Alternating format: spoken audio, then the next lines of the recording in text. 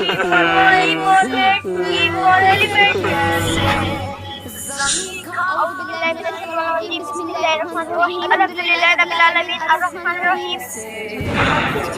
उठिए, आपका बेटा आपके कमर पर कुरान पढ़ रहा है, इसका बेटा तो एग्जीक्यूटिव बन रहा है।